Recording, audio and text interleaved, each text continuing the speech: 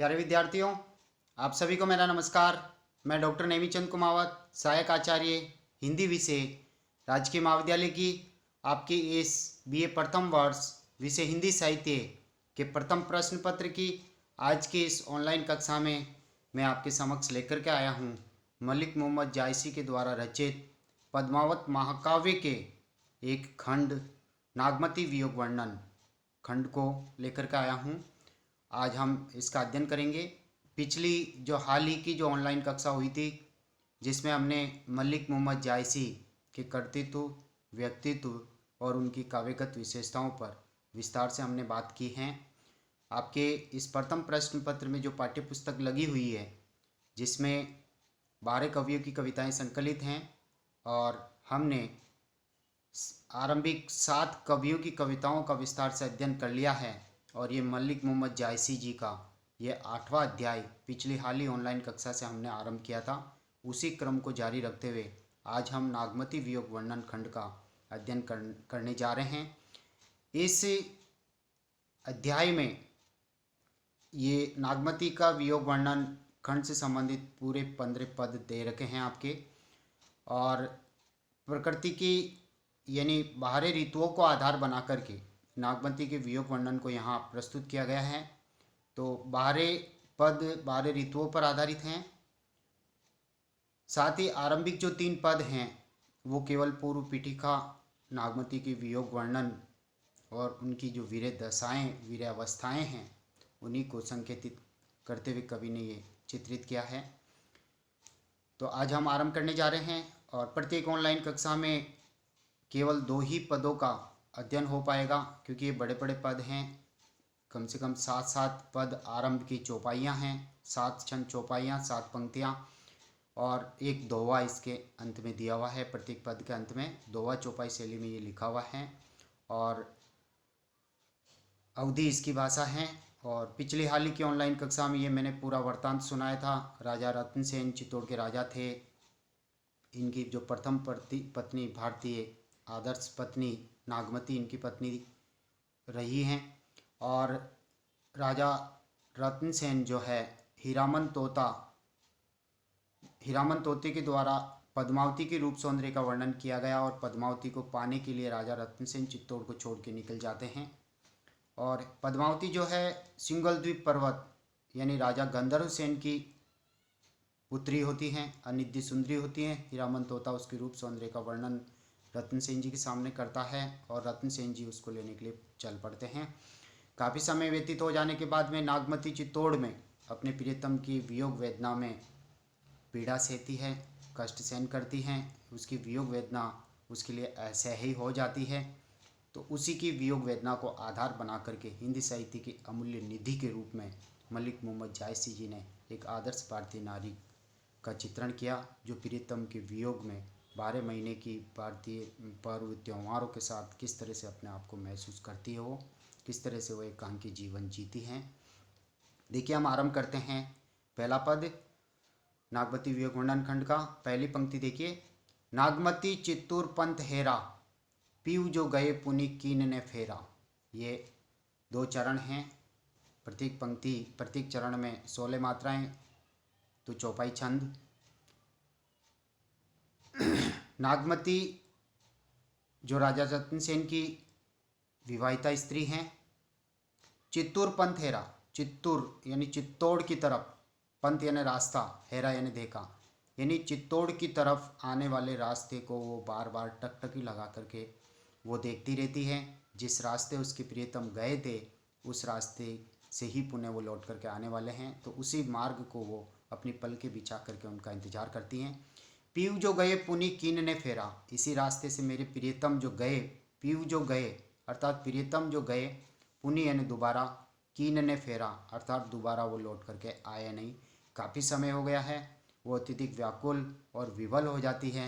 उसकी प्रलाप, दशा, व्यथा, वेदना का चित्रण यहाँ जायसी जी ने किया है।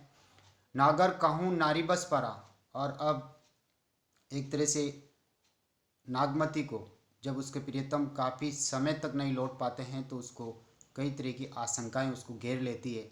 शायद मेरे प्रियतम के साथ ये हो गया होगा इस वजह से वो नहीं आए। तो अब वो उसको संदेह होता है, जिस तरह से एक स्वाभाविक स्त्री को होता है कि मेरे पति कहीं किसी दूसरी स्त्री के प्रेम पास में या उसके चक्कर में तो नहीं फंस गए हैं, इसलिए वो लौट करके आए नहीं। तो अब है नागर, नागर यानी पति, कौ यानी किसी, नारी यानी स्त्री, बस परा यानी वश में, परायण पड़ गया, यानी मेरे प्रियतम जो यहाँ से गए थे वो शायद किसी अन्य पराई स्त्री के रूप सौंदर्य में फंस गए हैं। ये एक अंदेशा भारतीय नारी को होता है। तेई मोर पीऊ मोसो हरा, और उसी नारी ने, उसी सुंदर नारी ने मेरे प्रियतम को मेरे से छीन लिया है, इसलिए मेरे प्रियतम समय पर पुनः लौट करके नहीं आए हैं। ये नागमती को अंदेशा होता है। सुआ काल होई लेगा पीऊ, सुआ सुआयन तोता, अर्थात इस पद्मावत माके में हीरामन तोता एक गुरु की भूमिका निभाता है। और नागमत वैसे इसमें समासुक्ति अलंकार का प्रयोग भी हुआ है। दो कथाएं एक साथ चलती, एक लौकिक कथा, लौकिक कथा में जिस तरह से राजा रत्नसेन और नागमती पति पत्नी हैं, और तीसरी पद्मावती जो सौत पत्नी के रूप में आती है। और अलौकिक कथा ये है कि यहाँ राजा रत्नसेन को आत्मा के रूप में चित्रित किया है, और नागमती को माया मोह का रूप बताया है, और पद्मावती को परमात्मा का रूप बताया है। तो राजा रत्नसेन आत्मा हैं, और आत्मा परमात्मा से मिलने के लिए, यानी पद्मावती से मिलने के लिए चल पड़ती है, और नागमती को दुनिया का धंधा या माया मोह बतलाया गया है। तो अब देखिए इसमें हीरामन तोता जो गुरु की भूमिका निभाता है। देखिए, सुआ काल होई लेगा पीऊ, अर्थात हीरामन तोता जो मेरे जीवन में आया तो वो काल अर्थात मृत्यु बन करके आया, लेगा पीऊ, और वो एक तरह से मृत्यु बन करके आया, यानी मेरे लिए मरण बन करके आया, और मेरे प्रियतम को मेरे से छीन करके उनको बहला फुसला करके वो ले गया। हीरामन तोते ने पद्मावती के रूप सौंदर्य का चित्रण राजा रत्नसेन के सामने किया था, और राजा रत्नसेन उस रूप सौंदर्य पर मोहित होकर के रूप रूप गुण श्रवण दर्शन, तो कहने का तात्पर्य केवल हीरामन तोते के वर्णन मात्र से ही वो उन पर मोहित होकर के पद्मावती को लेने के लिए सिंगल द्वीप पर्वत की ओर चले गए हैं। पीऊ नई जात, नागमती यहाँ कह रही कि मेरे प्रियतम किसी भी हालत में मुझे छोड़ करके नहीं जा सकते, इतना वो मेरे से प्रेम करते हैं। जात बर जीव, भले ही मेरे प्राण चले जाए फिर भी वो मेरा साथ नहीं छोड़ सकते। ऐसे मेरे प्रियतम को हमारा एकनिष्ठ अनन्य प्रेम था, और हीरामन तोता मेरे जीवन में आता है, और काल मेरे लिए मृत्यु बन करके आता है, मेरे लिए मरण बन करके वो आता है, और मेरे पति को मेरे से छीन करके ले गया है। भयउ नारायण बावन करा, अब यहाँ दृष्टांत अलंकार का प्रयोग करते हुए जायसी जी कह रहे हैं कि यहाँ नागमती के माध्यम से नागमती कह रही है, भयउ भयउ यानी हो गए, नारायण नारायण बावन करा, नारायण यानी नारायण भगवान अर्थात विष्णु भगवान, जिन्होंने एक अवतार लिया था, वामना अवतार, वामन छोटा कद यानी वामन का अवतार धारण किया था। राज करत राजा बलि छरा, और राज करत यानी राज्य करते हुए राजा बलि छरा, छरा यानी छल किया था, अर्थात भगवान विष्णु ने, भगवान नारायण ने वामना अवतार रूप धारण करके राजा बलि जो राज्य कर रहे थे सहजता से कुशलता के साथ, उनके साथ उन्होंने छल कपट किया, और उनसे 52 रूप में यानी छोटा कद बना करके आए, और राजा बलि से कुछ मांगा तो बलि ने कहा हाँ ले मांगिए, क्या लेना चाहते हैं आप मुझसे। तो उन्होंने कहा कि मुझे केवल 2.5 कदम ज़मीन चाहिए। तो उन्होंने अपना बड़ा रूप विराट रूप दिखाया, और 2 ही कदमों में समस्त पृथ्वी को नाप दिया, और तीसरा कदम रखे कहाँ, पृथ्वी कम पड़ गई तो राजा बलि के छाती पे वो कदम रखना पड़ा। तो इस तरह से राज्य करते हुए जिस तरह से छल कपट के साथ में राजा बलि के साथ में भगवान विष्णु ने छल कपट किया था, उसी तरह से हीरामन तोते ने भी हमारा हंसी खुशी से भरा हुआ राजा रत्नसेन और नागमती का जो जीवन था, पति पत्नी का घनिष्ठ प्रेम भरा जीवन, उसके साथ उन्होंने छल कपट करके मेरे प्रीतम को वो छीन करके ले गए हैं। करण, उसी तरह से दूसरा दृष्टांत है, करण पास लीनेव के छंद विप्ररूप धरी जिलमिल इंदु, अर्थात इंद्र भगवान ने भी छल कपट किया था। उन्होंने भी फटाफट ब्राह्मण का रूप बनाया, और राजा जो कर्ण थे उनके पास में जो अक्षय कवच और कुंडल थे वो इंद्र भगवान लेना चाहते थे, लेकिन आसानी से उनको मिलने वाले नहीं थे, तो उन्होंने छल कपट किया, क्योंकि राजा कर्ण बहुत दानी थे, ब्राह्मणों को बहुत दान देते थे, मुँह मांगी चीज़ें उनको दे देते थे। तो इसलिए इंद्र भगवान ने तुरंत ब्राह्मण का रूप बनाया। लिखा है यहाँ पर विप्र रूप, विप्र विप्र यानी ब्राह्मण, ब्राह्मण का वेश धारण करके झिलमिलेंदु अर्थात तुरंत इंद्र भगवान ने ब्राह्मण का वेश बनाया और राजा कर्ण के पास में ब्राह्मण वेश में पहुँचे और उनसे कुछ दान में मांगा कि ब्राह्मण को बिना दान दिए खाली हाथ जाने नहीं देते थे। ये उनका प्रण था एक तरह से राजा कर्ण का। तो इंद्र भगवान ने ब्राह्मण वेश में कर्ण से अक्षय कवच और बाण मांग लिए थे। उसी तरह से यहाँ पर हीरामन तोता भी आया राजा रत्नसेन के समक्ष और पद्मावती की रूप सौंदर्य का वर्णन करके छल कपट के साथ नागमती कह रही कि मेरी प्रीतम को मेरे से छीन करके ले गए हैं। छलावा किया उन्होंने, वो बहला फुसला करके ले गए हैं। ऐसे मेरे प्रियतम आसानी से जाने वाले नहीं हैं। फिर एक दृष्टांत और दिया यहाँ पर, मानत भोग गोपीचंद भोगी। गोपीचंद राजा भोग विलास में मग्न थे, सांसारिक भोग विलासों का भोग कर रहे और अत्यधिक आनंदित और सुख में थे। लेकिन गुरु जलंधर योगी वो उनके पास आए और उनको योग की शिक्षा दी। अपने योग से प्रभावित करके वो गोपीचंद भोग विलास में मग्न, आनंद में मग्न राजा को अपने योग से प्रभावित करके अपने साथ ले चल पड़े। तो ले यानी ले गए, अप्सरवा यानी प्रभावित करके जलंधर जोगी यानी गुरु जलंधर योगी ने गोपीचंद्र राजा को अपने योग की शिक्षा दे करके भोग विलास से बाहर निकाल करके अपने साथ ले गए, यानी उनके आनंद को भंग कर दिया। उसी तरह से नागमती यहाँ पर कह रही है कि मैं हीरामन तोता भी इसी तरह से मेरे जीवन में आया, जलंधर जोगी की तरह। अगली पहले वाली पंक्ति में इंद्र भगवान की तरह, उससे ऊपर वाली पंक्ति में विष्णु भगवान के वामनावतार की तरह, जिन्होंने राजा बलि के साथ छल किया। इंद्र भगवान ने राजा कर्ण के साथ छल किया, जलंधर जोगी ने गोपीचंद राजा के साथ छल किया। उसी तरह से हीरामन तोते ने भी मेरे साथ छल किया और बैला फुसला करके मेरे प्रियतम को ले गया। लेगा कृष्णनी गरुड़ आलोपी। फिर एक और दृष्टांत इसमें, लेगा यानी ले गए, कृष्ण यानी कृष्ण भगवान को, गरुड़ आलोपी, गरुड़ यानी अक्रूर जी जो मथुरा से रथ लेकर के आते हैं कृष्ण की तरह ही काले कलूटे रूप में, आलोपी और गायब हो गए। यानी कृष्ण भगवान को रथ में बैठा करके गोकुल प्रदेश से वो गायब हो गए और उन्होंने एक तरह से गोपियों के साथ में छल कपट किया। कठिन बिछो है और ये बड़ी मुश्किल से कृष्ण से उनका बिछुड़न हुआ था, अलग थलग हो गई थी गोपियाँ और कृष्ण जिनका घनिष्ठ प्रेम था। उसी तरह से राजा रत्नसेन और मेरा बहुत घनिष्ठ प्रेम था, लेकिन हीरामन तोता इसी तरह से अक्रूर जी की तरह आते हैं और तुरंत मेरे प्रियतम को यहाँ से बेला पुष्टा करके लेकर के चले जाते हैं और गायब हो जाते, पुणे लौट करके आज तक मेरे प्रियतम नहीं आए। तो जिस प्रकार कृष्ण के न रहने पर, कृष्ण के मथुरा चला जाने पर जिए किमी गोपी, अब गोपियाँ कृष्ण के वियोग में किस भांति जिए वो व्याकुल हैं, उसी तरह से मैं भी प्रियतम के रूप में, प्रियतम के बिना अत्यधिक व्याकुल हो गई हूँ, अत्यधिक वेदनाग्रस्त हो गई हूँ। उनके बिना मुझे कुछ भी अच्छा नहीं लगता, मेरा जीवन नीरस हो गया है। एक तरह से मेरे जीवन में हीरामन तोता मृत्यु बन कर के आया, वेदना लेकर के आया। सारस जोड़ी कौन हरी, नागमती यहाँ पर कह रही है कि हमारी सारस जैसी जोड़ी को, सारस सारसनी जैसी इस घनिष्ठ प्रेम भरी प्रेममय इस जोड़ी को, राजा रत्नसेन और नागमती की प्रेम जोड़ी को, इस युगल को, इस कपल को मारी बियादा लीन, मारियन मार दिया, बियादियन शिकारी ने, बहेलियन शिकारी ने, लीन यानी ले गया, अर्थात मेरे प्रियतम को मानो किसी शिकारी ने शिकार करके मार डाला और इस सारस सारसनी की उत्तम जोड़ी को उन्होंने अलग थलग कर दिया। उसी तरह से हीरामन तोता आता है और मेरे प्रियतम को मेरे जीवन से हर करके ले जाता है और इस सारसनी की जोड़ी को, यानी सारस सारसनी की इस जोड़ी को उन्होंने बिछुड़ा दिया। जूरी जूरी पिंजर हो गई, और अब प्रीतम के वियोग में सूख सूख करके, जूरी जूरी यानी सूख सूख करके, वियोग अग्नि में जल जल करके पिंजर हो भई, अर्थात अस्थि पंजर में कंकाल में परिवर्तित हो गई हूँ। अत्यंत कृशकाय दुर्बल क्षीण हो गई हूँ।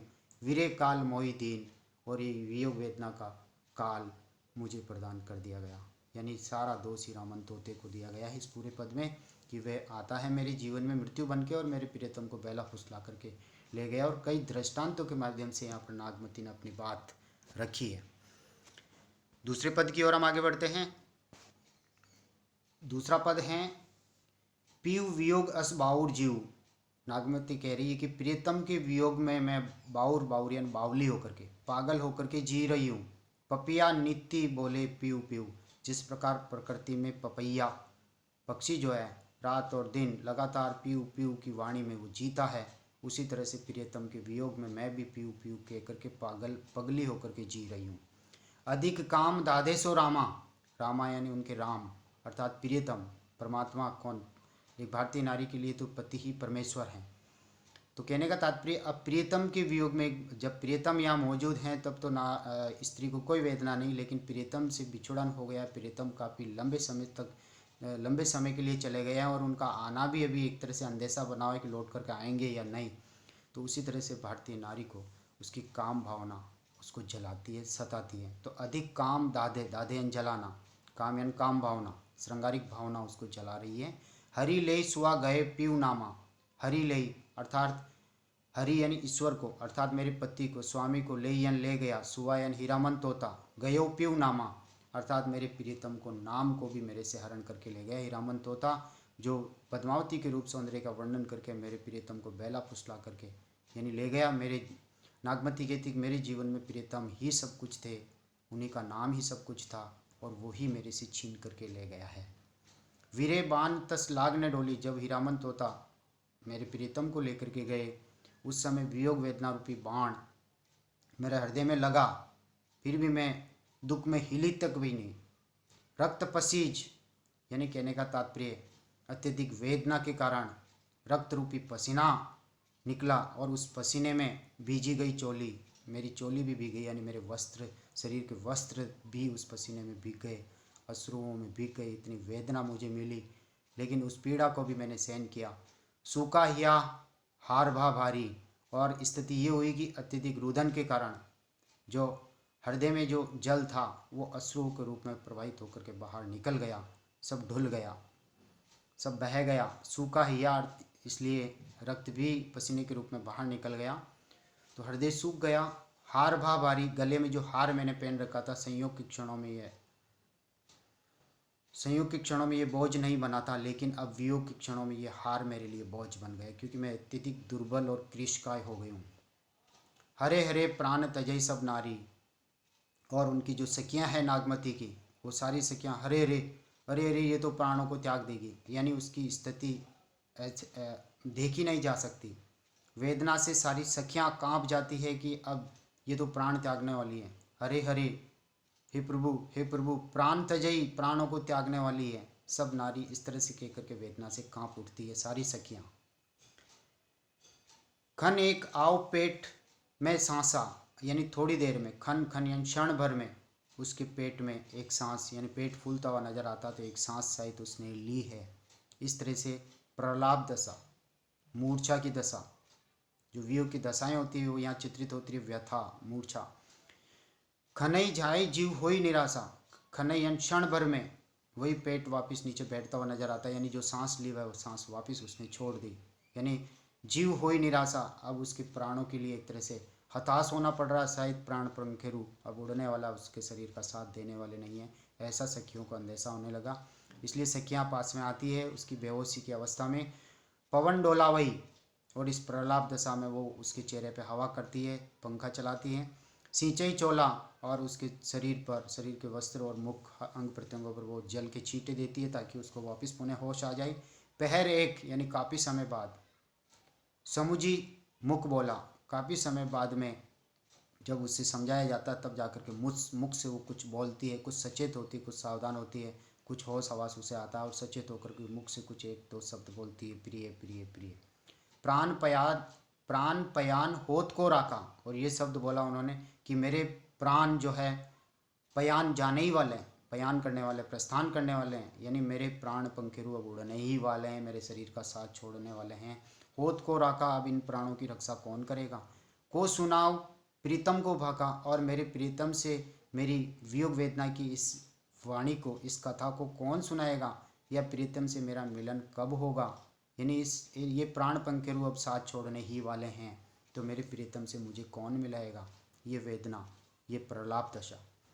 आजी जो मारे वीरे के, आजी यानी आज, ये वियोग वेदना की जो आग जो उसे मारे ही डाल रही है।